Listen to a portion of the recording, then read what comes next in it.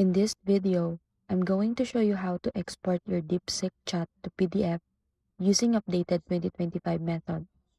First, open your browser and go to the DeepSeek website, then log into your account. Once you're inside your chat, scroll through the conversation and make sure everything you want to save is visible. Next, click on the three dots menu or share icon near the chat window and look for options like export, download, or print. If you see a print option, click it, and when the print window opens, change your printer to save as PDF.